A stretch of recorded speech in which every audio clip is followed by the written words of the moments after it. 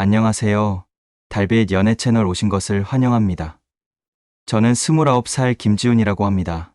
원래는 운동선수였는데 부상 때문에 선수 생활을 접고 지금은 개인 트레이너로 살고 있어요. 은퇴하고 나서는 한동안 정말 힘들었습니다. 우울증도 심하게 왔고 솔직히 앞날이 막막했죠. 그런데 아내 덕분에 조금씩 다시 일어나고 있고 트레이너 일을 하면서 제 인생도 많이 달라졌습니다. 그 시작은 은퇴하고 나서 방향을 못 잡고 있을 때 선배 소개로 들어간 부잣집 아들 개인 트레이너 일이었습니다. 그 집 아들이 이도훈이라고 19살짜리 재수생이었어요. 저보다 10살 어려서 처음에는 그냥 어린 동생 같은 느낌이었죠. 도훈이는 운동 재능이 있어서 명문대 특기생을 노렸는데 성적이 안 나와서 작년에 실패했다고 하더라고요. 어머니가 아들을 다시 끌어올리려고 저를 고용하신 거죠. 솔직히 그날을 지금도 생생하게 기억합니다. 처음 집에 들어갔는데 도훈이 어머니 김수연 씨가 현관에서 날 맞이해 주셨어요. 순간 진짜 깜짝 놀랐습니다. 이분이 사모님 맞나? 속으로 그렇게 생각했을 정도였으니까요. 40이 넘으셨다고 들었는데 제 눈에는 30 초반처럼 보였거든요. 긴 머리를 반묶음으로 하고 있었는데 머릿결이 매끈하고 얼굴에는 잡티 하나가 없었어요. 딱 맞는 하얀 블라우스에 네이비색 롱 스커트를 입고 있었는데 몸매가 진짜 관리가 철저히 된 느낌이었습니다. 솔직히 말하면 그냥 연예인 보는 줄 알았습니다. 그때 그녀가 웃으면서 손 내밀며 말했죠. 아, 지훈 씨죠? 우리 도훈이 잘 부탁드릴게요. 저는 순간 정신이 팔려서 허둥대며 대답했습니다. 아, 네, 저 잘 부탁드립니다. 솔직히 첫인상부터 너무 강렬해서 트레이너로 일 시작하기도 전에 마음이 좀 흔들렸습니다. 훈련은 생각보다 잘 풀렸습니다. 도훈이가 워낙 성격이 좋고 성실했거든요. 하루는 운동 끝나고 애가 땀을 뻘뻘 흘리면서도 웃으며 말했습니다. 형, 저 요즘 다시 예전 같아지는 것 같아요. 형 아니었으면 진짜 힘들었을 거예요. 저도 웃으면서 야, 내가 열심히 해서 그런 거야. 난 그냥 옆에서 도와준 거지. 그런 식으로 우린 금방 친해졌습니다. 트레이너랑 제자라기보단 진짜 형, 동생 같았죠. 며칠 뒤에 김수연 씨가 저녁 같이 하자고 해서 집에 초대를 받았어요. 사실 그냥 평소처럼 편하게 계실 줄 알았는데 막상 나오시는 걸 보고 또 놀랐습니다. 블랙 원피스에 얇은 가디건을 걸치고 계셨는데 너무 단정하면서도 세련된 분위기가 딱 느껴졌거든요.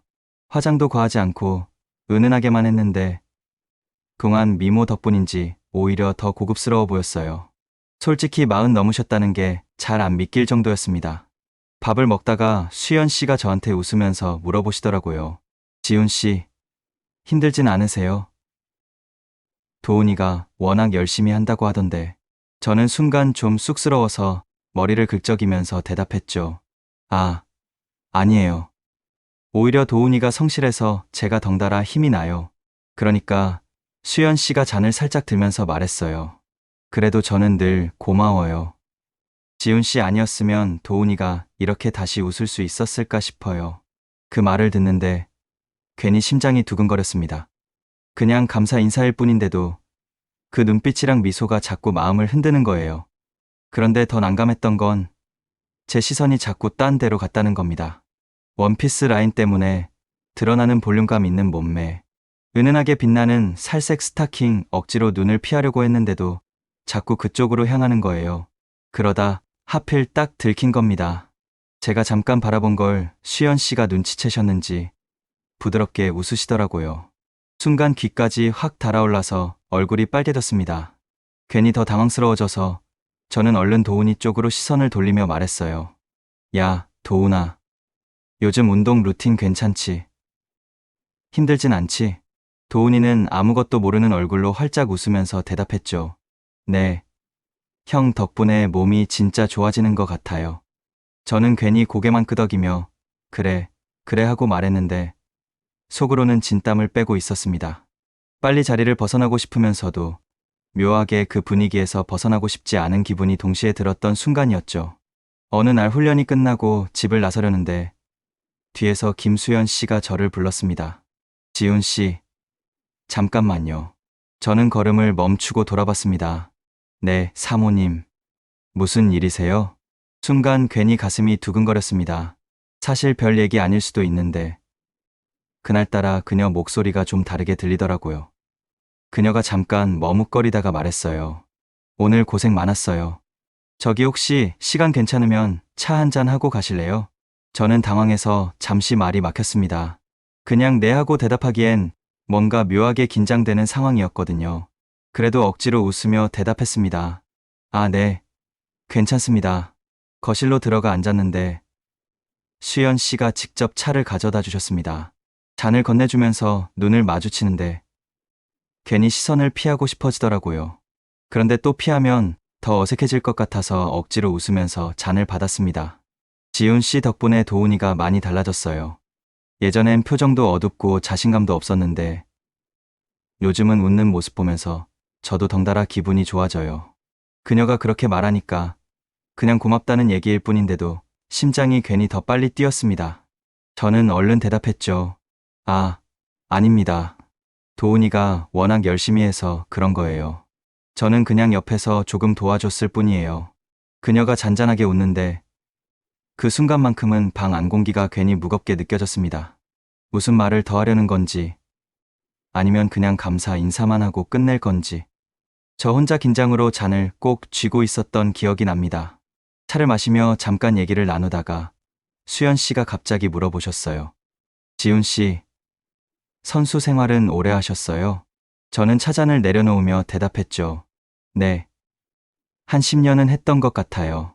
근데 부상 때문에 갑자기 그만두게 돼서 솔직히 많이 힘들었습니다. 아휴, 그랬구나. 아직 젊은데 그런 큰일을 겪었으니 얼마나 속상했을까. 수연 씨가 고개를 끄덕이며 안쓰럽다는 듯 말하더군요. 그러다가 슬쩍 저를 보며 또 물으셨어요. 근데 지훈 씨는 결혼은 안 했죠?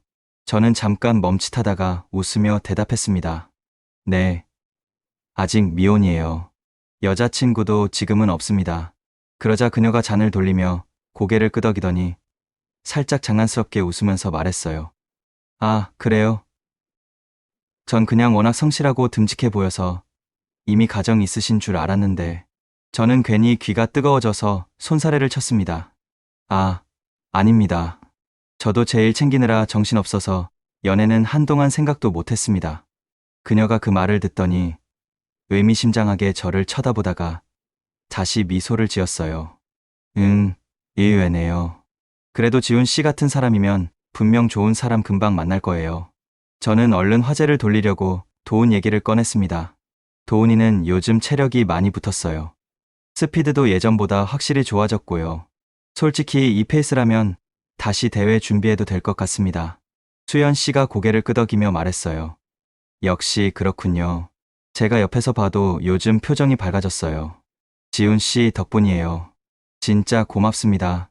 그녀가 그렇게 말하는데 저는 괜히 심장이 또 두근거렸습니다. 그냥 감사 인사일 뿐인데도 그 미소가 자꾸 마음을 건드렸거든요.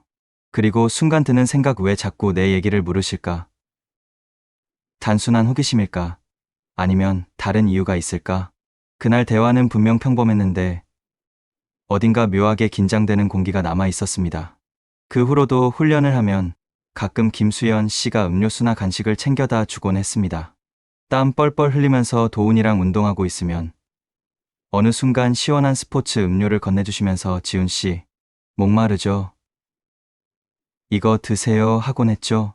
그럴 때면 괜히 고맙기도 하고 또 짧게 대화가 이어지곤 했습니다. 요즘 운동하는 거 보니까 참 든든하네요. 도훈이가 형처럼 믿고 따라가니까 제가 더 안심이 돼요. 아, 아닙니다. 도훈이가 워낙 성실하니까 제가 편한 거예요. 이런 식으로 몇 마디 나누다 보면 괜히 시간이 천천히 흘러가는 것 같았습니다. 솔직히 그때 저는 수연 씨가 점점 신경 쓰였습니다. 그녀도 마찬가지였을지 모르겠습니다. 서로 웃는 눈빛이 괜히 오래 머물 때가 있었고 사소한 얘기를 나눌 때도 묘한 기운이 흘렀거든요. 하지만 항상 도훈이가 옆에 있었고 또 저랑은 10살 넘게 차이 나는 나이라서 그 감정을 밖으로 꺼낼 수는 없었습니다. 가끔 훈련이 끝나고 집으로 돌아가면서 내가 왜 자꾸 저분을 생각하지 하고 혼자 머리를 흔들 때도 있었어요. 저도 알고 있었죠. 선을 넘어서는 안 된다는 걸. 그렇게 1년 정도가 흘렀습니다. 저는 도훈이를 꾸준히 지도했고 결국 그는 목표하던 명문대에 합격했습니다. 합격 소식을 들었을 때 저도 너무 기뻤습니다. 정말 고생한 보람이 있구나 싶었죠. 대학에 들어간 도훈이는 점점 바빠졌습니다. 수업도 많고 새로운 친구들이랑 동아리 활동도 시작했으며 저도 자연스럽게 그 집에 갈 일이 없어졌습니다. 도훈이 덕분에 시작된 인연이었기에 도훈이가 제 곁에서 사라지자 수연 씨와의 만남도 거기서 끊기게 됐습니다. 사실 그게 맞는 길이었을지도 모릅니다. 하지만 마음 한켠에는 아쉬움이 늘 남아 있었습니다. 저는 소개팅으로 여자친구를 만나서 반년 정도 사귀었습니다. 밝고 활발한 성격이라 처음엔 너무 잘 맞았어요. 같이 여행도 다니고 주말마다 데이트도 하고 정말 즐겁게 지냈습니다. 그런데 어느 날 여자친구가 몸이 안 좋다고 해서 약속을 취소했습니다. 그냥 쉬라고 했는데 마침 제가 여자친구 집 근처를 걷고 있었거든요. 그때 믿을 수 없는 장면을 보게 됐습니다. 여자친구가 한 남자랑 같이 있는 거였는데 그 남자가 몰고 온 건 고급 세단 외제차였습니다. 둘이 웃으면서 얘기하다가 남자가 자연스럽게 여자친구 허리를 감싸고 차에 태우는 겁니다. 순간 피가 거꾸로 솟는 느낌이었어요. 저는 화가 치밀어 올라 그대로 달려갔습니다. 야, 이게 뭐야? 너 지금 뭐 하는 거야? 여자친구는 얼굴이 하얗게 질리더니 말을 잇지 못했고 그 남자는 대수롭지 않다는 듯 저를 위아래로 훑어보며 피식 웃었습니다. 20대 후반쯤 돼 보였는데 잘생긴 것도 아니고 그냥 깔끔한 옷차림에 돈 냄새만 풍기는 그런 스타일이었습니다. 제가 따지자 남자가 비아냥거리듯 말했어요. 아, 이 사람이구나. 근데 미안한데 여자친구 관리 좀 잘하지 그랬어. 나한테 올 정도면 이미 끝난 거잖아. 그 말에 눈이 뒤집혔습니다. 뭐라고? 내가 뭔데 그런 소리를 해. 남자는 코웃음을 치며 더 심하게 도발했습니다. 흥분하지 마. 세상은 결국 돈 있는 쪽으로 가는 거야. 그게 싫으면 열심히 벌던가. 그 말에 결국 주먹이 나갔습니다. 싸움이 붙었고 운동을 오래 한 저는 금방 그를 제압했습니다. 솔직히 많이 때렸습니다. 분노가 조절이 안 됐어요. 남자는 땅바닥에 주저앉아 피까지 흘렸습니다. 여자친구는 울면서 이미 경찰에 신고한 상태였고 얼마 안 돼 경찰차가 도착했습니다. 저는 현장에서 바로 연행됐고 경찰서에 끌려갔습니다. 그 남자는 경찰서에서 끝까지 저를 폭행죄로 고소하겠다며 큰 소리쳤습니다. 그리고 변호사를 운운하면서 돈으로 해결해라, 거액 내라는 식으로 협박까지 했습니다. 여자친구도 저를 두둔하기는커녕 오히려 그 남자 옆에 앉아 있었습니다. 그날 저는 정말 완전히 무너진 기분이었습니다. 경찰서 안에 앉아 있으니 머릿속이 하얘지고 앞으로 어떻게 해야 하나 막막하기만 했습니다. 부모님께는 도저히 말씀드릴 수가 없었어요. 지방에 계신데 이런 일 알게 되면 얼마나 놀라고 실망하실까 생각만 해도 숨이 막혔습니다. 그래서 일단 친구 몇 명한테 전화를 돌렸습니다. 상황을 설명하면서 돈이 좀 필요하다고 했는데 다들 금액을 듣고는 난색을 보였습니다. 야, 미안하다. 나도 여유가 없어. 이런 대답뿐이었어요. 이해는 되지만 그 순간엔 진짜 절망적이더라고요.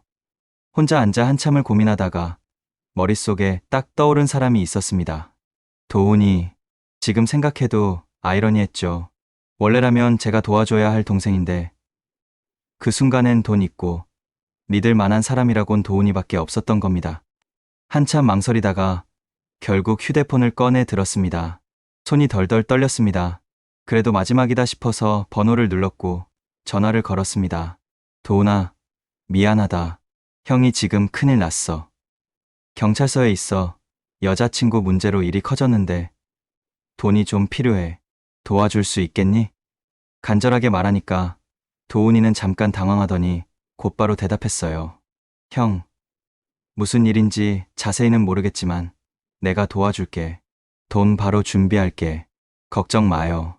도훈이 덕분에 저는 벌금을 낼 수 있었고 게다가 그 남자도 저를 때렸다는 게 있어서 쌍방폭행으로 정리됐습니다. 결국 합의가 됐고 벌금 내고 사건은 마무리됐어요. 경찰서에서 나온 뒤 도훈이랑 술을 마셨습니다. 여자친구의 배신, 경찰서에서 있었던 일, 서러움이 한꺼번에 밀려오니까 술이 그냥 끝도 없이 들어가더라고요. 결국 완전히 취해버렸습니다. 다음날 아침 눈을 뜨니까 도훈이 방 침대에 누워 있더라고요. 머리는 깨질 듯 아팠고 도훈이는 아마 수업 때문에 이미 나간 것 같았습니다. 물을 마시려고 방문을 열었는데 그 순간 오랫동안 못 봤던 얼굴이 눈앞에 나타났습니다. 도훈이 어머니 김수연 씨였어요. 수연 씨는 저를 보자마자 반갑게 미소 지으면서 손에 들고 있던 청소기를 내려놓았습니다. 지훈 코치님, 언제 오셨어요? 도훈이가 말도 없이 데려왔나 보네요. 오랜만에 뵀는데 이렇게 갑자기 나타나셔서 깜짝 놀랐어요. 저는 당황해서 대답했죠. 아, 네, 어젯밤에 술을 좀 많이 마셔서요. 도훈이가 저를 데려온 것 같아요. 그때 저는 몸에 꽃무늬 속옷만 입고 있어서 너무 부끄러워 손으로 가리며 방으로 들어가려 했습니다. 그런데 수연 씨는 저를 나무라지 않고 오히려 따뜻한 미소로 다가와 우유 한 잔을 따라주셨어요. 술 냄새가 진하네요. 이 상태로는 집에 못 가시겠어요. 도훈이 옷으로 갈아입으세요. 지금 입은 건 세탁해 드릴게요. 저는 거절하려 했지만 수연 씨가 계속 권해서 결국 도훈이 반바지랑 티셔츠를 입고 거실에 앉아 있었죠. 그런데 제가 긴장한 나머지 우유잔을 받다가 실수로 우유를 쏟아버렸습니다. 그게 하필 수연 씨 흰색 실크 나시에 튀었고 옷이 얇아서 그대로 다 비치더라고요. 저랑 수연 씨 둘 다 당황했습니다. 괜찮아요. 제가 갈아입고 올게요. 지훈 씨도 방에서 옷 벗고 있으세요. 제가 다시 하나 가져다 드릴게요. 잠시 후 수연 씨가 다른 옷으로 갈아입고 와서 새 반바지를 건네주며 웃으면서 말했습니다. 이제 괜찮죠? 자, 이거 입고 편히 쉬세요. 그렇게 옷을 정리한 뒤 거실에 마주 앉아 이런저런 얘기를 나누게 됐습니다. 저는 여자친구랑 있었던 일부터 요즘 얼마나 힘들었는지까지 털어놨습니다. 제 얘기를 잠자코 듣던 수연 누나가 조용히 입을 열었습니다. 지훈아, 앞으로 사모님이라고 부르지 마. 그냥 누나라고 불러. 그게 더 좋아. 저는 순간 당황해서 시선을 피하며 말했습니다. 아, 그건 좀 실례 같아서요. 괜찮으시겠어요? 그녀는 부드럽게 웃으며 고개를 저었습니다. 괜찮아. 난 그게 더 편하고 좋아. 그리고 지훈아, 너 같은 사람이라면 분명 더 좋은 여자를 만날 거야. 그러니까 너무 마음 쓰지 말고 오늘은 그냥 나랑 바람 좀 쐬러 가자. 기분 전환이 필요해 보여. 그 말에 저도 조금은 기분이 나아져서 그녀의 제안을 받아들이기로 했습니다.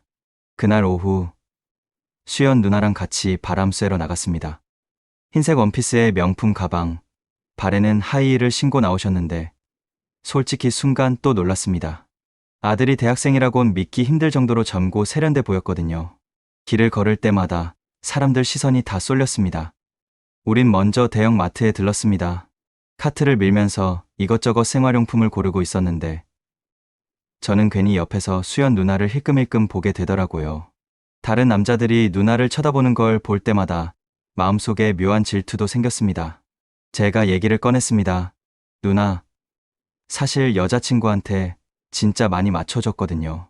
원하는 건 뭐든 사줬어요. 근데 결국엔 돈 많은 남자한테 가버리더라고요. 그날은 정말 무너지는 기분이었어요. 수연 누나는 제 손등을 살짝 잡으며 말했어요. 지훈아, 세상에는 그런 사람도 있지만 진짜 사랑을 주고받을 사람도 있어요. 상처받았다고 해서 다 똑같다고 생각하면 안 돼요. 좋은 사람은 반드시 다시 만날 수 있어요. 그 말에 괜히 가슴이 뭉클했습니다. 그러던 중 갑자기 사고가 났습니다. 한 아이가 킥보드를 타고 쏜살같이 달려오다가 수연 누나랑 그대로 부딪힌 거예요. 쾅 하는 소리와 함께 누나가 바닥에 넘어졌습니다. 스타킹은 찢어지고 발목도 삐끗한 듯 보였죠. 저는 깜짝 놀라 아이한테 소리쳤습니다. 야, 이렇게 위험하게 타면 어떡해? 부모님 어디 계셔? 그때 아이 부모가 황급히 달려와서 사과했습니다. 정말 죄송합니다. 아이가 너무 뛰어다녔네요. 근데 저는 쉽게 화가 가라앉지 않았습니다. 죄송하다로 끝날 일이 아니잖아요. 이분 발목도 다쳤다고요. 그러자 수연 누나가 제 팔을 붙잡으며 말렸습니다. 지훈 씨, 괜찮아요. 애들한텐 그럴 수도 있죠. 부모님도 놀라셨을 거예요. 저는 그제야 조금 진정했지만 누나 발목이 부어오르는 걸 보니 마음이 짠했습니다. 결국 부축해서 집으로 돌아가기로 했습니다. 집으로 돌아오는 길, 수연 누나는 발목이 아파서 계단을 오르기도 힘들어했어요. 저는 망설이다가 결국 말했습니다. 누나, 그냥 제가 안아드릴게요. 처음엔 사양했지만 결국 제 등에 엎여 2층으로 올라갔습니다. 몸이 의외로 가벼워서 깜짝 놀랐고 누나는 제 등에 몸을 맡긴 채 조용히 있었습니다. 저는 조심조심 침대에 눕히고 발목을 살폈습니다. 많이 부어 있었죠. 이제 좀 괜찮으세요? 제가 묻자 누나는 힘겹게 웃으며 고개를 끄덕였습니다. 누나, 발목이 많이 부어올랐네요. 얼음찜질 해드릴게요. 저는 냉장고에서 얼음을 꺼내 비닐에 싸고 다시 수건으로 감싸 얼음팩을 만들었습니다. 조심스럽게 그녀의 발목 위에 올려두며 손으로 발을 가볍게 감싸 안았습니다. 차가운 얼음 때문에 움찔하는 그녀의 움직임이 제 손끝을 타고 전해졌습니다. 지훈 씨, 이렇게까지 신경 써주다니 고마워요. 수연 누나는 힘든 와중에도 미소를 지었습니다. 그 미소는 늘 그렇듯 사람 마음을 흔들어 놓았습니다. 잠시 후 수연 누나가 조용히 입을 열었습니다. 지훈아, 미안해. 나도 이러면 안 된다는 거 알아. 근데 너무 외로웠어. 오랫동안 혼자인 것 같았고 사실은 처음에 널 봤을 때부터 자꾸 눈길이 갔어. 그 말을 듣는 순간 마음이 복잡했습니다. 솔직히 저도 수연 누나에게 끌렸습니다. 단순한 호감이 아니라 도저히 감당이 안 되는 감정이었습니다. 그런데 동시에 머릿속에는 도훈이가 계속 떠올랐습니다. 나를 믿고 따르던 동생 같은 애. 늘 환하게 웃던 얼굴. 그런 도훈이에게 내가 무슨 짓을 저지른 건지 스스로도 믿기지 않았습니다. 저는 한참 망설이다가 조심스럽게 대답했습니다. 누나, 저도 알아요. 이렇게 되는 건 잘못된 거라는 거. 근데 오늘만큼은 후회하지 않을래요. 누나가 어떤 마음인지 알았으니까. 그녀는 제 손을 꼭 잡으며 작은 목소리로 말했습니다. 고마워, 지훈아. 내가 있어서 오늘만큼은 다시 살아있는 기분이야. 순간 방 안이 고요해졌습니다. 수연 누나는 여전히 제 손을 놓지 않았고 그 눈빛에는 여자의 외로움과 애틋함이 동시에 담겨 있었습니다. 저도 가슴이 먹먹해져서 당장이라도 그녀를 더 안아주고 싶은 충동이 들었습니다. 그런데 그 미묘한 정적을 깨뜨리듯 바닥에 놓아둔 제 바지 속에서 갑자기 휴대폰이 진동하기 시작했습니다. 처음엔 받지 않으려 했습니다. 이 순간만큼은 세상 모든 걸 잊고 싶었으니까요. 하지만 진동이 멈추지 않고 계속 울리자 수연 누나도 저를 향해 조용히 고개를 끄덕였습니다. 받아봐요. 혹시 급한 일일 수도 있잖아. 저는 억지로 자리에서 일어나 바지 주머니에서 휴대폰을 꺼냈습니다. 화면을 보자 낯익은 이름이 떠 있었습니다. 수진. 한순간 가슴이 철렁 내려앉았습니다. 전 여자친구, 배신과 상처만 남기고 떠난 사람. 도저히 다시는 연락 올 일 없을 거라 생각했는데 왜 하필 지금이었을까요? 조심스레 전화를 받자 곧바로 울먹이는 목소리가 들려왔습니다. 지훈아, 나 좀 도와줄 수 있겠니? 그가 나를 속였어. 수진의 목소리에는 절박함이 묻어 있었습니다. 이어지는 말은 더 충격적이었습니다. 지훈아, 나 정말 미안해. 그가 유부남이었어. 이제 다시는 그를 만나지 않을 거야. 내가 제일 나를 이해해주고 잘해줬다는 걸 이제야 알았어. 나 옆에 있어주면 안 돼. 저는 깊은 한숨을 내쉬며 통화를 빨리 끊으려 했습니다.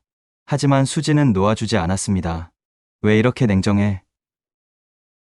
너는 이제 나를 사랑하지 않는 거야. 순간 저는 차갑게 되물었습니다. 지금 어디에 있어? 잠시 침묵이 흘렀고 수진은 마침내 대답했습니다. 나 지금 병원에 있어. 그 변태놈이 골프공을 집어넣어서 수술을 해야 한다는데 제발 나와 함께 있어줄 수 있겠니? 나 혼자 너무 무서워. 저는 깊이 숨을 들이마시며 화가 치밀어 올랐지만 전화를 끊었습니다. 머릿속이 혼란스러워지면서 저는 서둘러 수연 누나의 곁으로 돌아갔습니다. 옆에 누워있던 수연 누나는 아픈 발목도 뒤로 하고 일어나 저를 안아주었습니다. 우리는 서로의 상처와 외로움을 채워주며 다시 한번 깊은 연결을 느낄 수 있었습니다. 세상의 모든 문제들이 잠시 잊혀지는 것 같았습니다. 그날 저녁, 이도훈이 전화를 걸어 집에 있지 않겠다고 말했습니다. 아침 햇살이 창문 사이로 스며들었을 때 수연 누나는 제 품에서 아이처럼 잠들어 있었습니다. 저는 조심스레 그녀를 안은 채 식탁까지 옮겼습니다. 그녀는 아직도 잠결에 제 목을 끌어안으며 조금만 덜하고 속삭였습니다. 그 모습이 마치 응석을 부리는 아이 같아 저도 모르게 웃음이 났습니다. 결국 그녀를 식탁 의자에 앉히고 간단히 아침을 차렸습니다. 계란 프라이와 따뜻한 죽. 수연 누나는 젓가락을 들며 장난스럽게 말했습니다. 우리 지훈이 이제 진짜 남편 같네. 저는 웃으며 대답했습니다. 누나, 아직은 아니지만 필요하다면 언제든 해드릴 수 있죠. 그녀는 부끄러운 듯 웃으며 제 팔을 툭 치고는 한 숟가락을 제 입에 떠먹여 주었습니다. 저는 순간 얼굴이 붉어졌지만 곧 웃으며 대답했습니다. 알겠어요. 발목 안 다치게 조심해서 도와드릴게요. 욕실 안에서 저는 그녀가 넘어지지 않도록 옆에서 부축하며 물을 틀어주고 필요한 걸 챙겨주었습니다. 그녀는 거품에 가려진 채 장난스럽게 고개를 내밀며 고마워, 지훈아라고 말했습니다. 그 순간 단순히 연상의 여인과 후배의 관계가 아니라 진짜 서로에게 의지하는 연인처럼 느껴졌습니다. 그날 하루 종일 우리는 마치 오래된 연인처럼 지냈습니다. TV를 보며 함께 웃기도 하고 그녀가 발목을 뻗은 채 소파에 앉으면 저는 자연스럽게 그녀의 발을 주물러 주었습니다. 그녀는 아이처럼 제 어깨에 머리를 기대며 속삭였습니다. 지훈아, 오늘 하루가 너무 좋다. 이렇게 누군가 옆에 있다는 게 얼마나 따뜻한 건지 몰랐어. 저는 고개를 끄덕이며 대답했습니다. 누나, 저도 그래요. 이렇게 평범한 게 사실 제일 특별한 것 같아요. 그날 우리는 점점 더 서로에게 솔직해졌습니다. 조용히 차를 마시던 자리에서 수연 누나가 자기 과거를 털어놓았습니다. 지훈아, 사실 나 한번 크게 상처를 받은 적 있어. 도훈이 아빠 말이야. 사업한다고 해외에서 오래 지냈는데 현지 여자랑 눈이 맞아서 바람을 피웠어. 결국은 이혼까지 요구하더라. 저는 놀란 눈빛으로 그녀를 바라봤습니다. 누나는 씁쓸하게 웃으며 말을 이었습니다. 재산은 그때 많이 받았어. 근데 그게 뭐가 중요하니? 결국 가족이 깨져버린 건데 아들은 내가 키우게 됐어. 도훈이 아빠 쪽 여자가 반대해서 도훈이는 자연스럽게 내 곁에 있게 된 거지. 그래서 더 서로 의지하면서 살아왔어. 잠시 고개를 숙였다가 다시 제 눈을 마주보며 덧붙였습니다. 이혼 후에 주변에서 소개도 많이 받았어. 대시하는 남자들도 있었고, 근데 다 거절했어. 솔직히 아직도 남편한테 받은 상처가 크기도 했고, 또 어떤 남자들은 딱 봐도 불순한 마음이 보이더라. 돈 때문에 다가오는 게 뻔한데 내가 어떻게 마음을 열겠니? 결국 내 마음에 드는 사람은 한 명도 없었어. 그녀의 말을 들으면서 괜히 마음이 저릿했습니다. 늘 당당하고 세련돼 보이던 수연 누나가 이렇게 깊은 상처를 안고 있었다는 게 믿기지 않았습니다. 그날부터 우리는 비밀 연애를 시작했습니다. 퇴근 후가 되면 누나는 제가 있는 곳으로 종종 찾아왔습니다. 같이 밥을 먹고 영화관에도 가고 주말엔 쇼핑도 했습니다. 평범한 연인들이 하는 걸 똑같이 했죠. 하지만 늘 조심해야 했습니다. 누군가 우리를 알아보면 안 됐으니까요. 그래서 영화관은 일부러 늦은 시간대에 갔고 밥집도 늘 조용한 곳을 골랐습니다. 한 번은 쇼핑을 하다가 누나가 명품 매장 앞에서 저를 불렀습니다. 지훈아, 이거 마음에 들지 않아? 그냥 하나 사줄게. 저는 손사래를 치며 말했습니다. 아니에요, 누나. 괜찮아요. 그런 건 필요 없어요. 누나는 웃으며 제 손을 끌었지만 저는 끝까지 고개를 저었습니다. 괜히 사람들이 오해하면 어쩌려고요. 누나 돈 보고 접근했다는 소리 들으면 저 진짜 자존심 상해요. 그 말을 듣고 누나는 잠시 저를 바라보다가 부드럽게 웃었습니다. 알았어, 지훈아. 내 마음 충분히 이해해. 그냥 내가 너무 소중해서 뭘 해주고 싶었을 뿐이야. 그 순간 괜히 마음이 뭉클했습니다. 단순히 선물이나 물질이 아니라 그녀가 진심으로 저를 아끼고 있다는 게 느껴졌으니까요. 그렇게 우리는 세상 사람들 눈에는 모르는 단둘만의 연애를 이어갔습니다. 겉으론 아무 일 없는 듯 지냈지만 눈빛 하나, 손끝 스치는 순간마다 서로의 마음은 더 깊어지고 있었습니다. 기분 탓일까?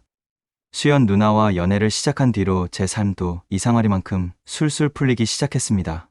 마음에 꼭 드는 직장에 들어갔고 일도 적성에 맞았습니다. 동료들과도 호흡이 잘 맞아 하루하루 배우는 게 많았고 그렇게 충실하게 회사 생활을 하다 보니 제 자신도 달라진 걸 느꼈습니다. 늘 피곤하고 방황하던 예전 모습은 사라지고 이제는 목표와 활력이 생긴 듯 했죠. 그 모든 변화의 중심에는 수연 누나가 있었습니다. 퇴근 후 그녀와 함께하는 시간이 제 하루의 보상이자 원동력이었거든요. 도훈이 몰래, 남들 몰래 이어온 비밀 연애는 어느새 6개월을 훌쩍 넘겼습니다. 서로의 빈자리를 채워주며 행복한 날들을 이어갔죠. 하지만 그렇게 오래 숨길 수만은 없었습니다. 결국 도훈이에게 들키고 말았습니다. 처음엔 눈치챘을 거라고는 생각 못했습니다. 도훈이는 요즘 학업도 바쁘고 게다가 새로운 여자친구가 생겨서 정신이 없었거든요. 하지만 그 와중에도 그는 어머니의 변화를 눈여겨보고 있었던 겁니다. 누가 봐도 감출 수 없는 행복감. 아무리 조심해도 그녀의 얼굴에 번지는 미소와 말투 속의 설렘은 가려지지 않았던 거죠. 도훈이는 그걸 의심했고 결국 어느 날 저희 약속을 미행하기 시작했습니다. 그날은 평소처럼 그녀가 저를 데리러 와서 같이 영화를 보러 가기로 한 날이었습니다. 차 안에서 잠깐 스킨십을 나누던 중이었는데 갑자기 차 문이 열리며 분노에 찬 도훈이가 나타났습니다. 형, 지금 뭐 하는 거예요? 그의 목소리엔 믿기지 않는 분노와 실망이 섞여 있었습니다. 저는 순간 얼어붙었습니다. 차 안에 앉아있던 수연 누나도 당황해서 아무 말도 못하고 저를 바라봤습니다. 어머니랑 형이 설마 그럴 리가 없잖아. 내가 지금 뭘 본 거냐고. 도훈이의 눈빛은 충격과 분노로 가득 차 있었습니다. 저는 변명조차 할 수 없었습니다.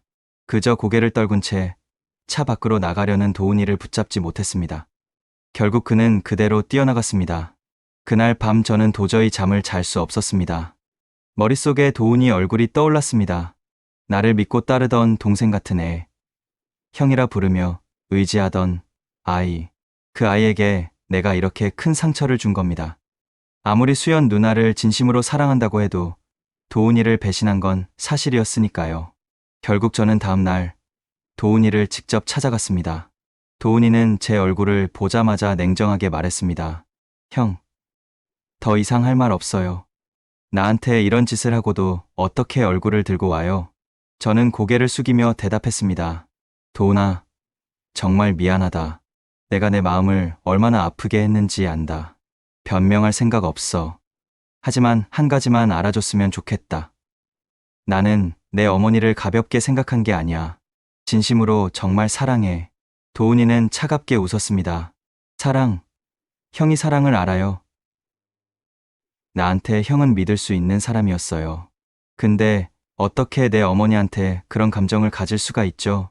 저는 한 걸음 다가서며 간절히 말했습니다. 맞아. 형으로서 자격 없지. 너한테 상처 준 거 죽을 만큼 후회한다. 하지만 누나와 함께하면서 나는 다시 살아났어. 나도 무너져 있던 사람이었고 너희 어머니도 오랫동안 혼자였잖아. 서로가 서로를 살려준 거야. 그게 거짓은 아니야. 도훈이는 눈을 피하며 말했습니다. 내가 어릴 때부터 형 같은 사람이 필요했어요. 근데 결국 형도 다른 남자들이랑 똑같잖아. 저는 그의 어깨를 붙잡았습니다. 아니야, 도훈아. 너도 알잖아. 지난 1년간 내 곁에서 형이 어떻게 했는지, 너의 꿈을 위해, 내 몸과 마음을 위해 내가 얼마나 진심이었는지 알잖아. 누나는 나한테 그냥 여자가 아니야. 가족보다 더 소중한 사람이야. 잠시 침묵이 흘렀습니다. 도훈이는 주먹을 꽉 쥔 채 한참을 말이 없더니 마침내 눈가가 젖은 채로 말했습니다. 정말 진심이에요. 장난이나 욕심이 아니라 진짜 어머니를 사랑하는 거예요. 저는 흔들림 없이 고개를 끄덕였습니다. 그래, 진심이다. 어떤 말로도 내 마음 풀어주기 힘들 거 알아. 하지만 이 마음만은 가짜가 아니야. 도훈이는 길게 한숨을 내쉬며 벽에 기대섰습니다. 솔직히 아직도 받아들이기 힘들어요. 근데 어머니가 행복해 보였던 건 사실이에요. 나도 느꼈거든요. 예전보다 웃는 일이 많아졌다는 거. 그 말에 제 눈가도 뜨거워졌습니다. 저는 조심스레 덧붙였습니다. 도훈아, 얘가 허락하지 않아도 나는 끝까지 누나 옆에 있을 거야. 하지만 내가 이해해준다면 그건 내 인생에서 가장 큰 선물일 거다. 결국 도훈이는 고개를 끄덕이며 힘겹게 말했습니다. 형, 나 아직 완전히 받아들일 순 없어요. 하지만 형의 진심은 믿을게요. 어머니를 웃게 해준 사람이 형이라면 나도 조금은 마음을 내려놓을 수 있을 것 같아요. 그 순간 저는 가슴 깊이 안도의 숨을 내쉴 수 있었습니다. 도훈이가 완전히 용서한 건 아니었지만 최소한 제 진심이 전해졌다는 것만으로도 눈물이 날 만큼 고마웠습니다. 그날 우리는 서로를 향한 오해와 분노 대신 진심을 나누며 화해의 첫걸음을 내디뎠습니다.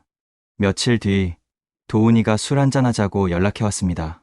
솔직히 걱정도 됐습니다. 아직 완전히 분이 풀린 건 아닐 테니까요. 그래도 거절할 수 없어 같이 소주잔을 기울였습니다.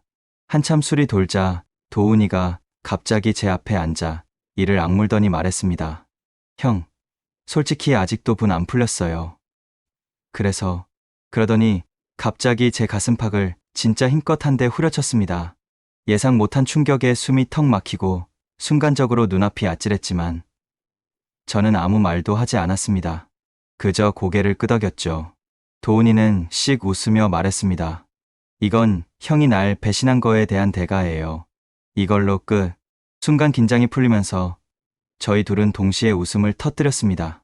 그렇게 쌓였던 앙금이 한순간에 사라지는 느낌이었습니다. 도훈이는 소주잔을 들며 말했습니다. 형, 이제 진짜 화해한 거예요. 더 이상 원망 안 해요. 그 후 도훈이는 자기 여자친구를 저한테 직접 소개해주기도 했습니다. 함께 밥도 먹고 내 사람끼리 웃으며 대화도 나눴습니다. 형, 근데 엄마한테는 아직 비밀이니까 티 내지 마요. 저는 속으로 피식 웃었습니다. 사실 알죠. 수연 누나도 이미 다 눈치채고 있다는 걸요. 하지만 모르는 척 저도 같이 웃으며 대답했습니다. 알았어. 우리끼리만 아는 비밀로 하자. 그날 이후 저와 도훈이 사이는 예전처럼 편해졌습니다. 아니, 어쩌면 그 전보다 더 끈끈해진 것 같았습니다. 며칠 뒤 더 충격적인 소식이 찾아왔습니다. 수연 누나가 병원에서 진료를 받고 돌아와 저를 불렀습니다.